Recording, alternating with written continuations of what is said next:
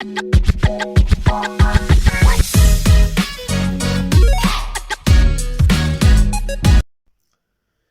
की बदबू क्या होती है, ये किस वजह से आती है, क्या खाने से आती है, क्या क्या चीज़ें इस्तेमाल करें जिसकी वजह से ये मुंह से बू आना बंद हो जाए, क्या क्या इसका परहेज़ किया जाए, कौन कौन सी चीज़ें बंद की जाएं ताकि ये हमारे लिए मज़ीद बीमारियों का बास ना बने। अस्सलाम वालेकुम दोस्तों, क्या हाल चाल है। मैं हूं डॉक्टर खालिद जोया, आप मेरा हेल्दी लाइफ चैनल देख रहे हैं। दोस्तों, हेल्थ के हवाले से मुफीद मशवरे आपकी खिदमत में पेश करता रहता हूं। दोस्तों, हेल्थ के हवाले से किसी भाई को कोई मसला हो तो डिस्क्रिप्शन में मेरा नंबर मिल जाएगा, वहाँ से आप मुझसे रब्ता कर सकते हैं।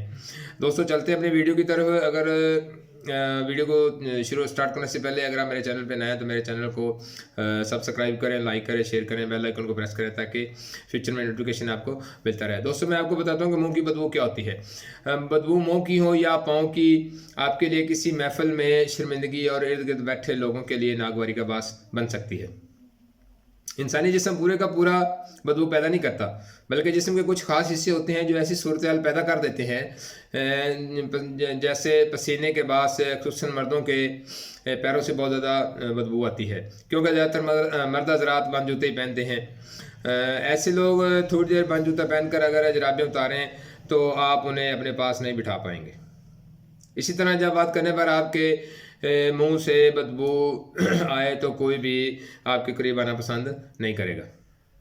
जिस्म से बदबू आने की कोई मखसूस दवाई नहीं होती, लेकिन चंद एहतियाती तदाबीर से इस मर्ज पर काबू पाया जा सकता है।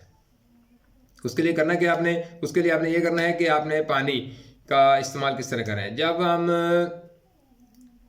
जब यह जिस्म में पानी की कमी होती है तो डिहाइड्रेशन हो जाती है, तो मुंह में थूक पैदा करने की सलाहियत कम हो जाती है।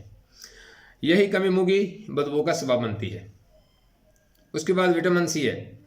माल्टा, लीमू, तुर्श फल विटामिन सी से भरपूर होते हैं, इनका ज़्यादा यूज़ करें। उसके बाद है दालचीनी की चाय।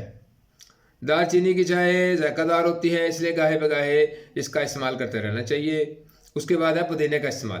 पुदीने का इस्तेमाल मुंह की बदबू दूर करने में बहुत मदद देता है।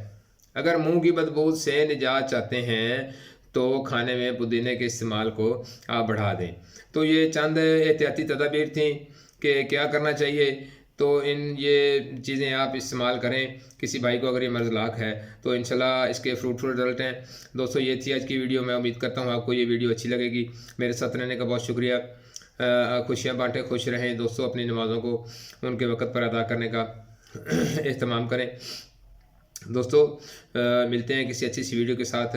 तब तक अपना ख्याल रखें, अपने प्यारों का ख्याल रखें। अल्लाह हाफ़िज़।